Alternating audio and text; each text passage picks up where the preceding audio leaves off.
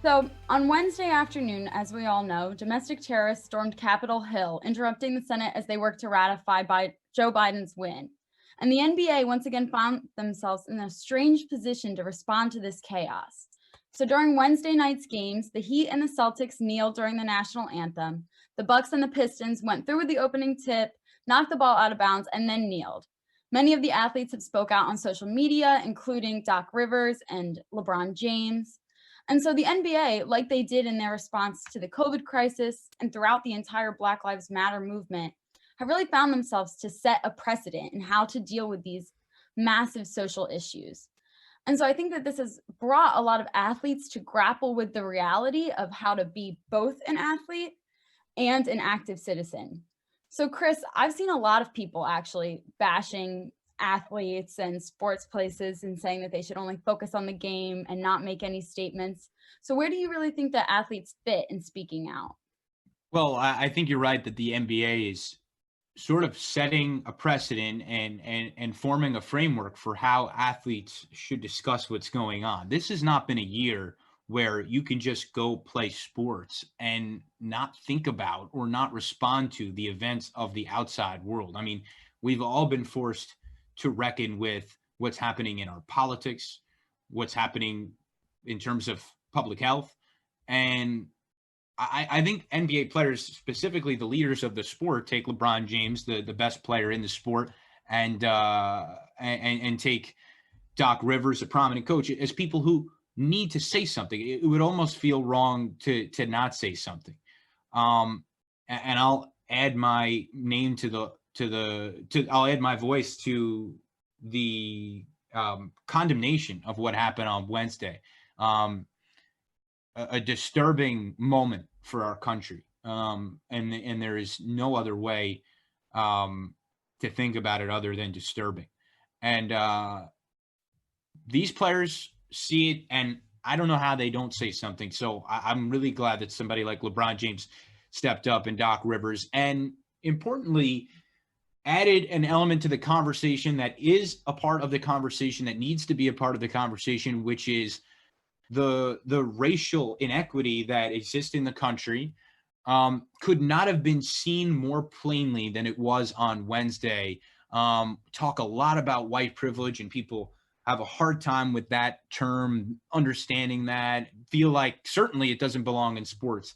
Well, athletes, especially in a league that is mostly comprised of African American athletes, is a place where it's important to hear the voices of those athletes and say, the element that is racial needs to be talked about, because we saw a completely different country when there were massive protests this summer than we do now. And it needs to be pointed out. It just needs to. And I'm glad that people in the NBA who we look up to were among those voices. I think one of the problems, Chris, we ran into this summer is it was turned into, okay, well, this is some sort of political upcharge. It wasn't a civil rights, it wasn't a social justice movement. It turned into one side basically saying, oh, this is a political get out the vote effort. And that's all it is, plainly and simply. You're right in that it could not have been more clear, the double standard when it comes to restraint, when it comes to law enforcement, and when it comes to how we treat our fellow Americans. If that had been the summer, and in an effort to promote equity and social justice, there had been a storming of the Capitol, we'd probably be looking back at that in the textbooks as one of the greatest massacres that ever occurred. And that's not to overstate it whatsoever. It would have just been chalked up as, hey, and another horrific moment in the civil rights effort and the fight for equity, and everyone would have moved on. And that can't happen. It's not enough to accept that.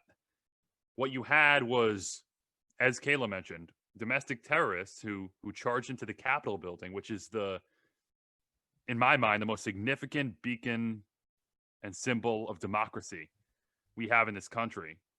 And they were basically given a free pass to head in, and nothing was done about it. And the numbers outweighed the law enforcement numbers, and that was that. And they were seen in the speaker's office and in the basically desecrating the House floor.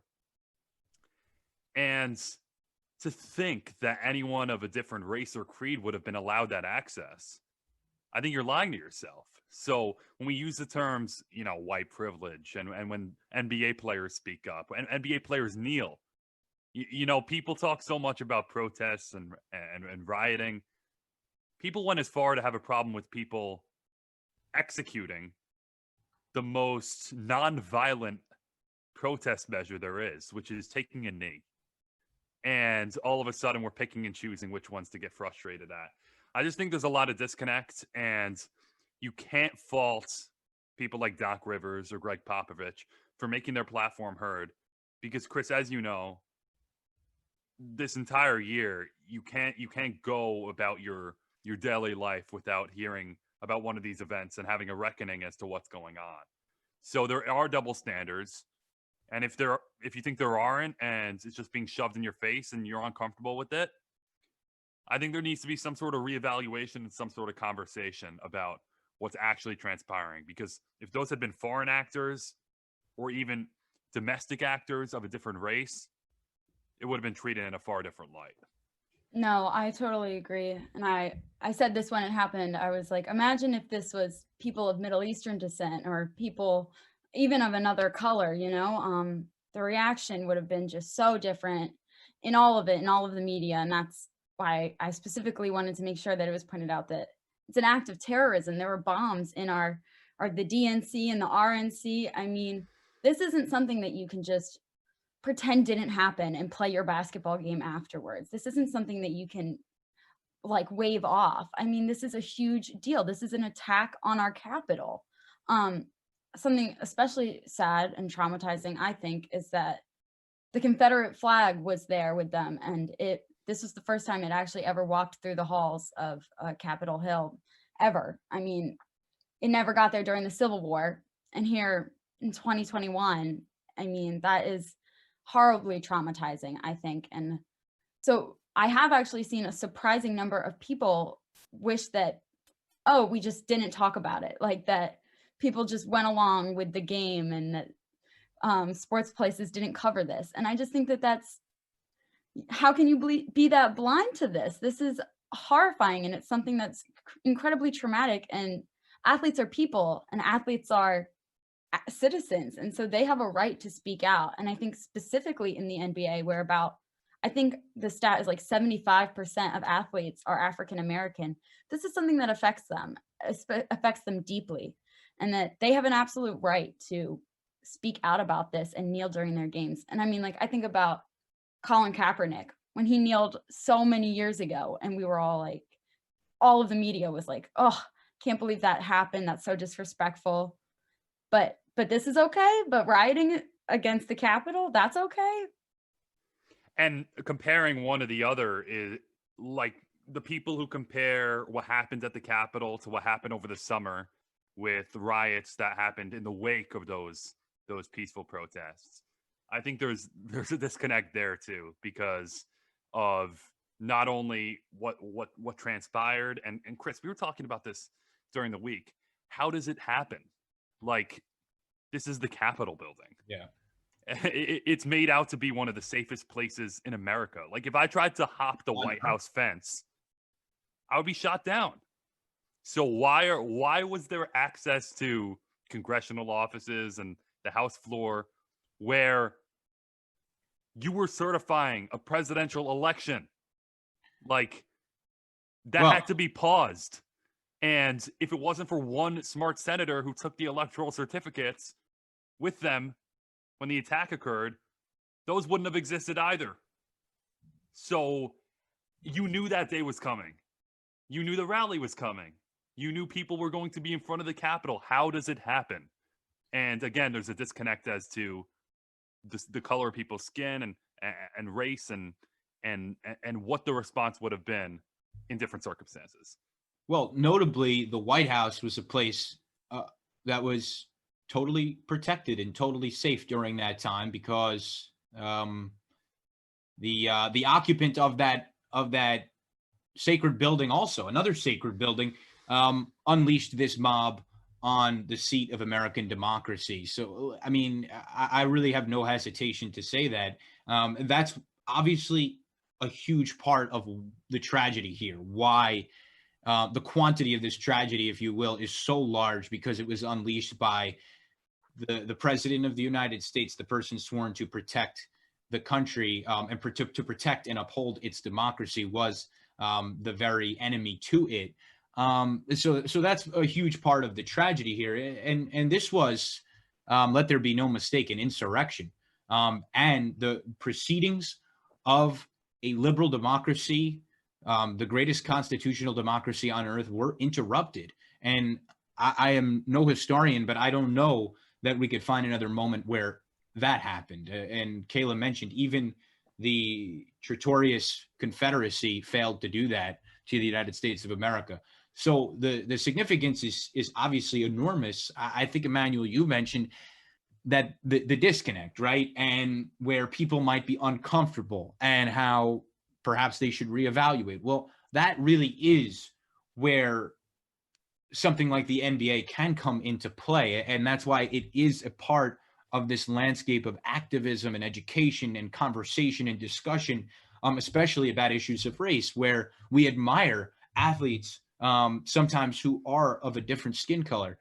It's important that the discussion happens there, because that's a place where we're all brought together, from all stripes, and we all watch sports. Not everyone, obviously, but sports doesn't discriminate in terms of who watches these games.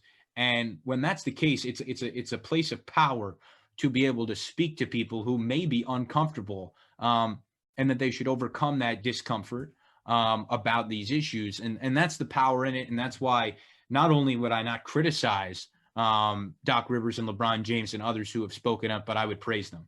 And you think about impact. We always talk about, okay, the contrarian view is you're going to say all this, but then what are you actually doing to impact change? Well, the NBA was front and center promoting voting rights and the fight against voter suppression this year, and making sure that everyone was enfranchised that could physically be enfranchised in this country. They promoted it on their playoff broadcasts. They had someone like LeBron James with the More Than a Vote efforts and making sure that people would exercise their civic duty. But what happened this year? Highest voter turnout in 100 years. 159 million people cast ballots in the general election. So you can't say there's no impact. And sometimes for me, it doesn't take a physical piece of legislation or even a number like 159 million to show the impact. We are talking about this. There's a level of awareness that there wasn't just a couple of years ago. And people on social media or just in their daily lives, talking with their families, are actually noticing the double standard from what happened over the summer versus what happens with people storming the biggest beacon of American democracy on Wednesday. So people have that awareness. And I think the NBA and professional sports, Chris, has a large role in promoting that, and people can actually see it now. Yeah, I just want to make it entirely clear. I'm grateful that there was de-escalation and it wasn't a massacre at the Capitol. I would just like to see that treatment of de-escalation and negotiation, and not bullets and things like that, applied Right. to all situations.